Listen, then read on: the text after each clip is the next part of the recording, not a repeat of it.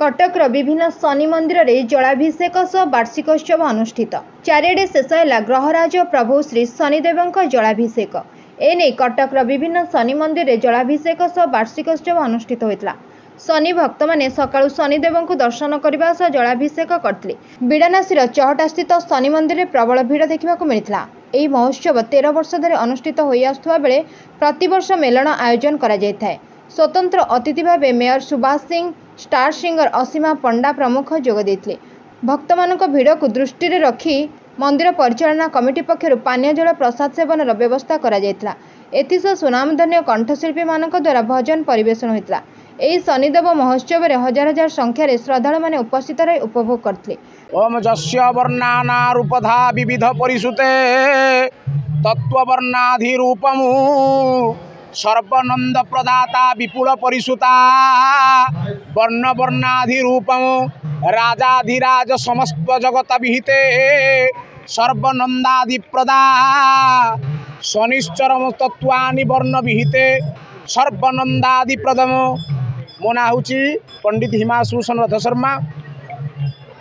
वर्तमान त्रयोदश वार्षिक 13 वर्ष है ये बिड़ानासी चहटा स्थित श्री शनिश्चर महांगर आज यज्ञ उत्सव पालित करा जाउछंती, जद्वारा कि आसंता 11 तारिख दिन आमर जलयात्रा कार्यक्रम आरंभ करा जाइथिले एवं तत्सहित समस्तंकर विहितानुकल्प समस्तंकर सहयोगी सहनाभूति आत्मय भावधारा करी समस्त भक्त मानकर उद्देश्यात्मक कार्य को संपादन करा जाइछंती।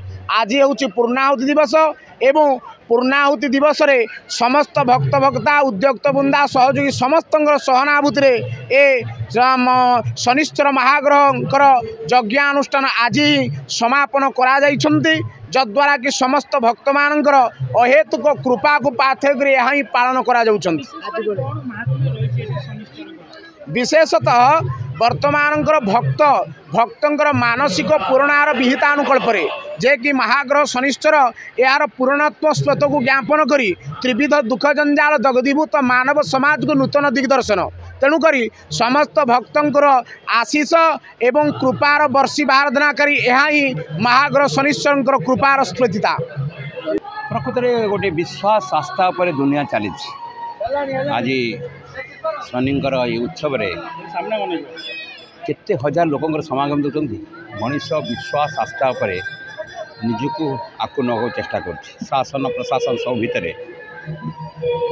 शनिंकर लोकंर जो विश्वास आस्था तांको भूल सठिक रास्ता बाणुच आत्मविश्वास बढ़ाऊँ सब प्रकार विपद को मुकाबला करने लोक बल पाँच तारी हूँ समागम। मु दर्शन कली मोर भी आत्मविश्वास कि भाव में आम आगे बढ़ा कटक पाई केते भल कथा करी हो लोक मानकर विश्वास आस्था जो आम पर रही आमको जो भोट दे चली से आस्था विश्वास को आहरी मजबूत करी आम आगू बढ़ार अच्छे